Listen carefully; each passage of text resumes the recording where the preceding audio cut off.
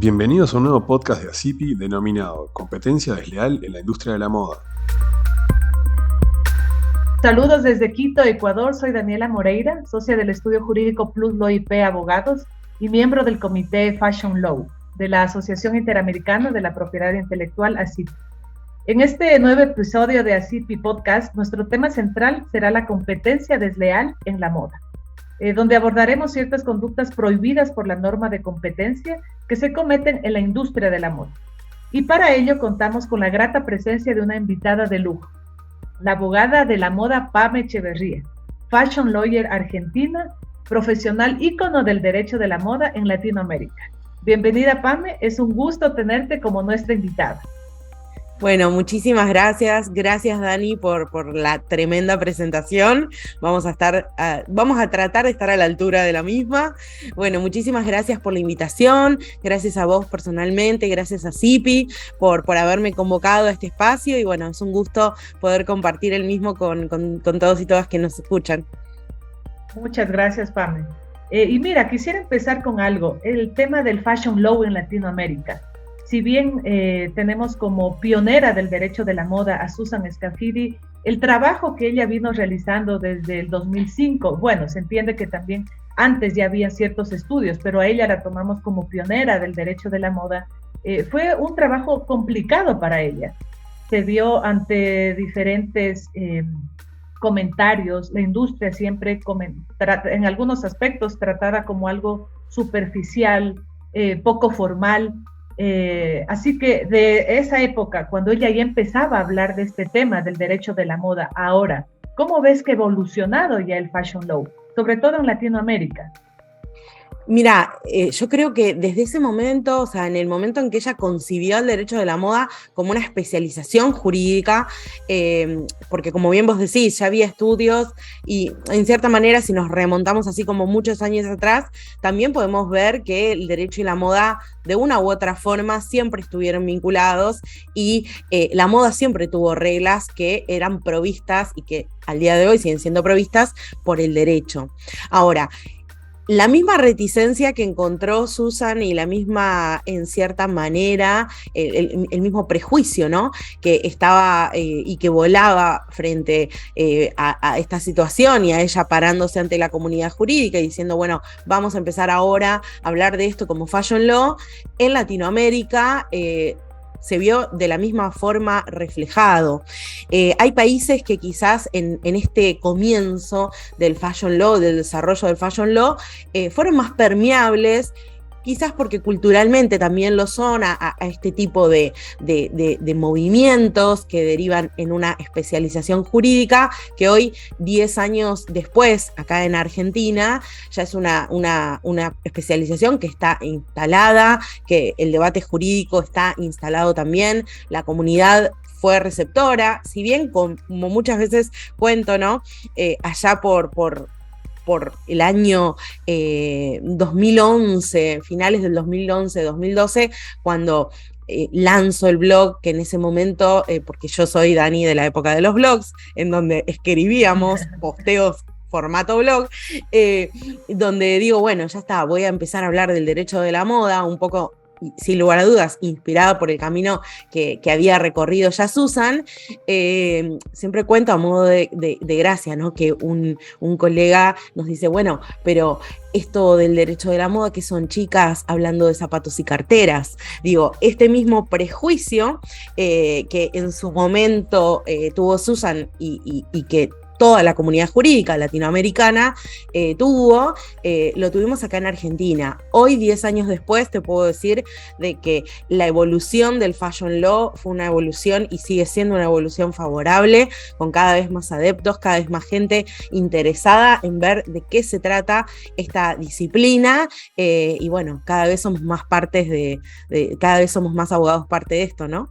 Sí, y mira, ahí me parece también súper interesante el tema de Perú, que hace poco el Colegio de Abogados de Perú ya reconoce como una especialidad al derecho de la moda, así que es muy interesante esa evolución de la que estamos hablando.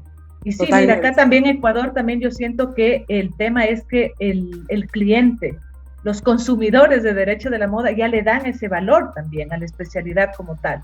se permiten ser asesorados por especialistas del derecho de la moda. Y totalmente. Sí, mira, y hablar también del derecho de la moda es hablar de la columna vertebral, que como sabemos es la propiedad intelectual. Entonces, una vez que estas herramientas que la propiedad intelectual nos da para proteger todo esto que crean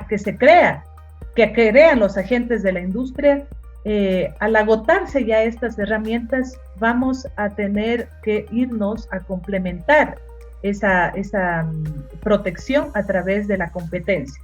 Entonces, cuéntanos, tú había escuchado yo alguna vez que tú le denominabas el binomio perfecto que hacen la propiedad intelectual y la competencia. Coméntanos sobre este binomio.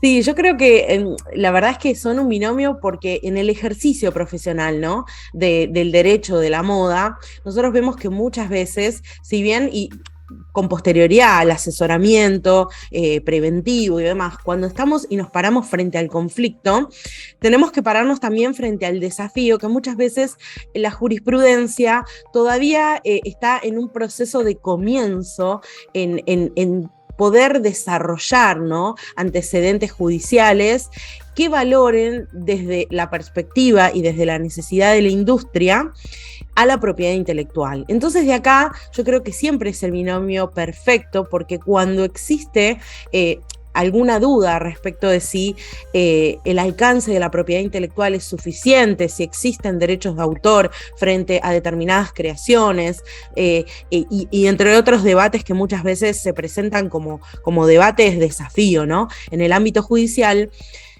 Lo que tiene que ver con el sistema de defensa de la competencia viene a clarificar, ¿no?, esta necesidad y a decir, bueno, existen herramientas y existen no solo estas herramientas, sino también actos prohibidos que, si estamos frente a la duda, si caen o no bajo el paraguas de la propiedad intelectual, estas mismas dudas son despejadas cuando lo analizamos a la luz de la competencia desleal, porque muchas veces, por no decirte la mayoría de los casos, se constituyen en sí mismos como actos de competencia desleal. Entonces, nosotros, los abogados que ejercemos la profesión en el derecho de la moda, vemos en este sistema como una herramienta muy válida que refuerza y complementa nuestro análisis y nuestro reclamo jurídico frente a las infracciones que a veces reciben nuestros clientes. Sí, Pablo, y ahí me gustaría ya entrar con el tema de las conductas prohibidas. Entonces, hablar en la moda de una palabra muy común, la copia. ¿Es o no la copia una conducta prohibida en defensa de competencia? Yo creo que sí, pero no podemos hacer como una generalización de que toda copia implica y tiene per se una conducta prohibida asociada, porque nosotros vemos, y en esto los abogados que trabajamos en derecho de la moda, tenemos que también nutrirnos, ¿no?, de conceptos y de cuestiones netamente de la industria. La copia siempre tiene que ser analizada a la luz de la tendencia, y cuando nosotros los abogados vemos algo similar, tenemos que primero ser capaces de diferenciar si estamos frente a una copia desleal, si estamos frente a una copia que permite y que intenta que quien la realiza se aproveche o haga de suyo el esfuerzo ajeno, todo lo que tiene que ver con el desarrollo creativo detrás, o si estamos frente a una tendencia, ¿no?, que en definitiva en la industria de la moda, como en un montón de otras industrias creativas, forman parte de una práctica habitual que no podría caer bajo una infracción de la propiedad intelectual y mucho menos podría calificarse como un acto de competencia. Yo creo que en esto tenemos que primero mirar en la industria, buscar ahí las herramientas de cómo la industria concibe este tipo de situaciones y después evaluar cada caso en particular, ¿no? Porque nosotros tenemos muchísimos ejemplos en donde vemos en el día a día que existe como una especie de ir pisando el camino que otro competidor, que otra empresa van dando. Entonces, bueno, si en este sentido se lanza un diseño al mercado, mercado, trato de copiarlo, de replicarlo, de adaptarlo de forma tal, y así se van dando muchas veces casos en los que sucesivamente se da esta situación de copia desleal, ¿sí? Y en otros casos nos encontramos frente a tendencias que no podrían ser analizadas desde esta perspectiva. Claro, y ahí también es importante destacar el tema que el seguir tendencias también genera negocios, porque existen empresas que van hablamos de este término que es un término más de marketing y publicidad, el cool hunting, caza de tendencias. Entonces, se entendería también que la tendencia es un acto normal y común dentro de la competencia leal en la industria. Exactamente, exactamente, por eso. Y también vemos que es un acto sobre el cual hay empresas y profesionales que se dedican no solo a predecir las tendencias, sino también a generarlas. Entonces digo, mal podríamos nosotros desde el derecho venir quizás a tratar de analizar con nuestra mirada jurídica este tipo de situaciones como actos de competencia desleal, ¿no? Así es, así es. Y también entremos al tema de la falsificación. Siempre he considerado que como consumidores también somos los que generamos mayor falsificación, porque como consumidores también sabemos cuándo un producto es o no falsificado, en relación entre lo falsificado y la imitación, porque la imitación entendería que reinterpreta algunas características de algo ya creado, pero la falsificación intenta justamente conducir a un error, crear ese error para confundir en el mercado al consumidor.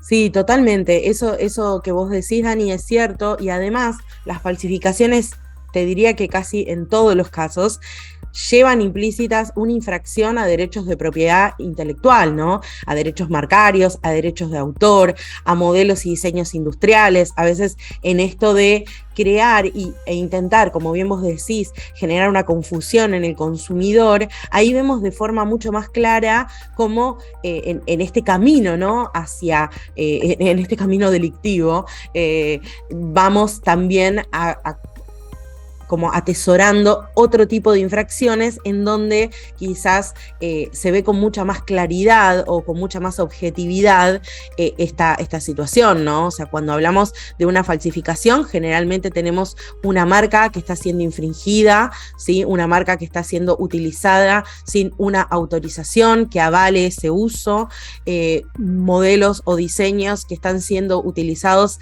sin que exista una autorización expresa, y generando esta falsa concepción de que nos encontramos detrás de estos productos con una empresa, cuando en realidad generalmente no solo son muchas veces quizás infractores, sino también muchísimas veces detrás de las falsificaciones vemos organizaciones delictivas, ¿no? Ahí es donde la industria también es como que muestra uno de sus lados más oscuros, y por eso es la importancia, no solo desde la propiedad intelectual, de combatir las falsificaciones, sino también desde la perspectiva de el cuidar al consumidor. Primeramente en ámbitos que tienen que ver como su integridad. Pensemos en las falsificaciones que se dan muchas veces en productos de la industria beauty, ¿sí? En donde todo el sistema de control de cada uno de los estados garantiza el cuidado del derecho a la salud que tenemos todos y todas. Y cuando existe en ese sentido una falsificación, más allá de darse todo este fenómeno que conversamos, también nos exponemos como consumidores a un daño a nuestra salud, entre muchos otros, ¿no? Y ahí está el tema también de educar al consumidor. ¿Y quiénes educan hoy en día? Los influencers. Y ahí quiero tratar el tema de los anuncios falsos, incluso de la publicidad engañosa, y de dónde podemos ver que usualmente se da en los influencers. Cuéntanos sobre la ética de los influencers, cómo esta puede puede entrar como una conducta prohibida dentro de la norma de defensa de competencia. Mira, es interesantísima tu pregunta porque yo creo que en esto de analizar las conductas de los influencers, a veces dejamos de lado que el influencer en definitiva es una herramienta más en todo el marco publicitario. Entonces, cuando nosotros pensamos en esto bajo el ala publicitaria, tenemos que hacer como tirar, ¿no? y hacer nuestros todas estas herramientas que en materia de derecho publicitario y en materia de usos y costumbres dentro de la industria publicitaria a lo largo de los años se han construido, porque si bien los influencers son un fenómeno mucho más actual, no tenemos que dejar de lado que existe todo un camino recorrido en materia de derecho publicitario que viene a coayudar para analizar estas conductas. En términos de ética, nosotros tenemos muchos códigos. En Argentina, dentro de lo que son los códigos locales, existen pautas éticas, y cuando analizamos desde el punto de vista internacional esta tendencia marcada que tiene que ver con regular la actividad de los influencers, vemos que hay iniciativas interesantísimas donde ponen el foco en esto que te digo, ¿no? En volver a los principios publicitarios, en poner en valor esta necesidad de una conducta ética y, en definitiva, me atrevo a decir también, analizar a los influencers, ¿no? Bajo estos parámetros que muchas veces nosotros, los abogados, las abogadas, tenemos bien instaurado, que es estas ficciones jurídicas de, bueno, analizar la conducta bajo esta ala de el buen hombre de negocios, como quien diría, y en esto una tendencia mucho más actual en decir, bueno, a ver, tenía conocimiento de lo que estaba realizando o debía tenerlo también. Desde este lugar yo creo que una mirada mucho más crítica y más englobante, ¿no? De todas estas cuestiones que te compartía, hacen que los influencers necesariamente se ajusten en su actividad a estas pautas éticas que para nosotros en el mundo jurídico son claras y vienen de antaño, ¿no? Quizás muchas veces la limitación o el desafío está en esta tentación en materia tecnológica, porque hay veces quizás en la implementación de tecnologías se realizan prácticas que pueden llegar a rozar el comportamiento ético, por ejemplo el uso de filtros. Y ante esta necesidad tenemos regiones como el Reino Unido, en donde para todos los países que forman parte del Reino Unido existe una prohibición puntual del uso de filtros cuando se promocionan productos que tienen que ver, por ejemplo, con la belleza. Desde este lugar yo creo que hay un camino por recorrer, hay un camino que nos convoca a nosotros los abogados a pensar de una forma mucho más global, y volver, si se quiere, a las raíces, ¿no? A estos preceptos que nosotros tenemos tan instaurados y como que forman parte tanto del análisis jurídico, que en definitiva, ante estas situaciones o ante estas herramientas novedosas del marketing, necesitamos volver a revisar. Y mira, y acá en la comunidad andina tenemos a Perú, el Indicopy, con su guía de publicidad para influencers, donde de cierta manera, bueno, es un documento. No es una norma, pero sí es una referencia, un documento que lo tomamos, en Perú, bueno, lo toman como referencia y otros países para justamente regular el tema de la publicidad de los influencers.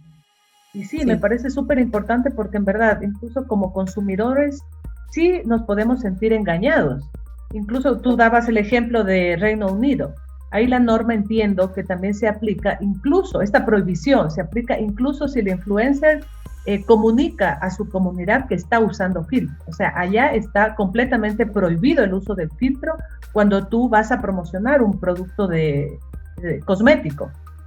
Sí, totalmente. Y vos fíjate que esto que decís, Dani, de la guía de Indecopy, dentro de la guía de Indecopy existen también pautas en materia de ética. Entonces esta es una problemática que tenemos que atender, es una cuestión que no puede quedar de lado y que en cierta forma engloba un montón de otras cuestiones, ¿no? Normas en materia de derecho publicitario, normas en materia de derecho del consumidor, como bien vos decís, esto puede ser analizado como publicidad engañosa, normas también que tienen que ver con deslealtad comercial, ¿no? Frente a la competencia, que entran en juego y sin lugar a dudas, acá en mi país, todo lo que tiene que ver con defensa del consumidor, todos los preceptos contenidos en el Código Civil y Comercial, digo, hay toda una serie de normativa que viene a aplicar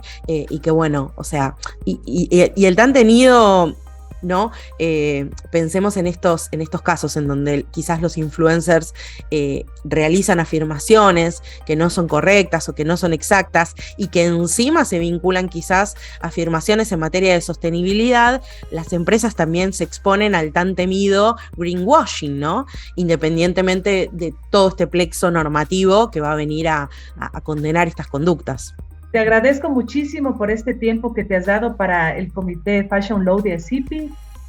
La verdad ha sido muy enriquecedor escucharte y compartir estas ideas de, como decíamos, y como tú dices, tú autora de esta frase, el binomio perfecto, la propiedad intelectual y la competencia desleal.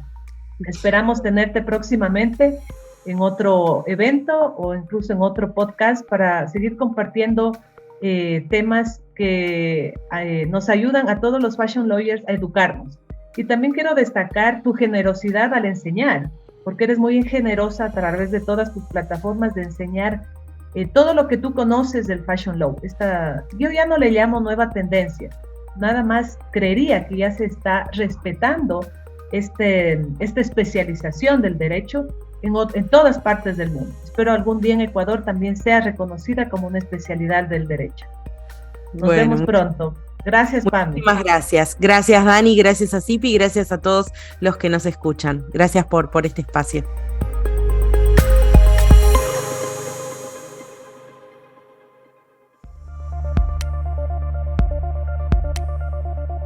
Agradecemos a nuestros patrocinadores institucionales: Arendt Fox Schiff, Becerril Coca y Becerril, Falconi Puig Abogados, Cavelier Abogados, Daneman Simpson, Goodrich Riquelme y Asociados, Gruenbaum, Pociñas y Teixeira, Palacios y Van Rel Intellectual Property.